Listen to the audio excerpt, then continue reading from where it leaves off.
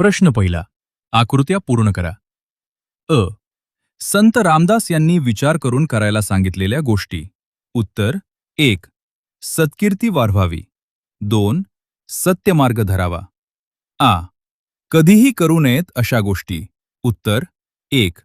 पुण्यमार्ग सोडू नये. 2. पापद्रव्य जोडू नये. 3. आपले ओझे दुसऱ्यावर लादू नये. 4. असत्याचा अभिमान बाळगू नये. इले. तुमच्यातील प्रत्येकी 3 गुण व 3 दोष शोधून लिहा.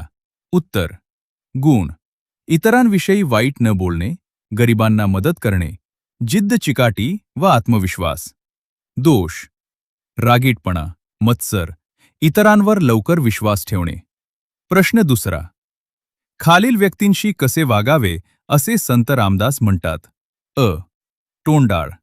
उत्तर: तोंडाळाशी भांडू नये, भांडण करू नये. आ. संत. उत्तर: संतसंग खंडू नये, संतांची संगत सोडू नये. प्रश्न तिसरा. खालील गोष्टींबाबत कोणती दक्षता घ्यावी ते लिहा. अ. आळस.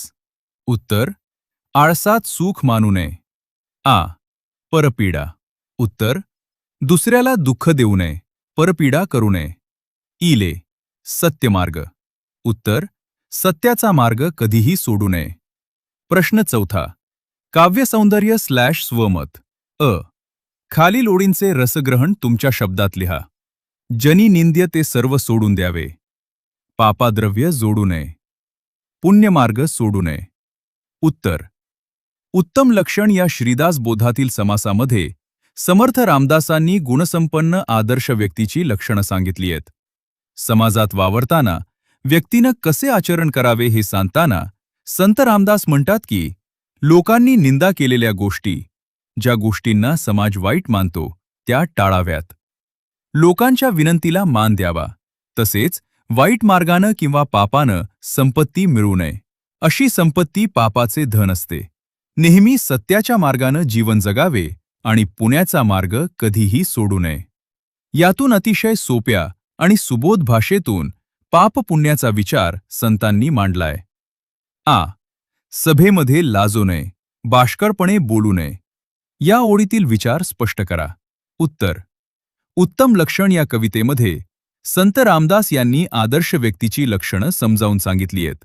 मनुष्य हा समाजशील प्राणी आहे. समूहात वावरताना आपले वर्तन कसे असावे हे सांगताना संत रामदास म्हणतात की सभेत किंवा लोकांमध्ये वावरताना लाजू नये. आपले विचार स्पष्टपणे आणि धीटपणे मांडावेत. परंतु असे करत असताना अर्थहीन किंवा बाष्कळ बडबड करू नये. उत्तम पुरुषाचे हे एक महत्त्वाचे लक्षण या ओवीत मांडले आहे. इले. आळसे सुख मानू नये. या ओळीचा तुम्हाला समजलेला अर्थ स्पष्ट करा. उत्तर: उत्तम व्यक्तीची लक्षणं विशद करताना संत रामदासांनी आळस हा माणसाचा शत्रू आहे असे ठासून प्रतिपादले. आळस हा माणसाच्या अंगी असलेला मोठा दुर्गुण आहे. आळसामुळे कोणतेही कार्य करण्यासाठी अंगात उत्साह राहत नाही. कामे रेंगाळत राहतात, प्रगती खुंटते आणि भविष्य अंधकारमय होते. यामुळे मनाला जडत्व प्राप्त होते व माणूस कर्तृत्वहीन होतो. आळशी माणसाला समाजात मान मिळत नाही. म्हणूनच आळसात कधीही सुख मानू नये असे समर्थ रामदास सांगतात.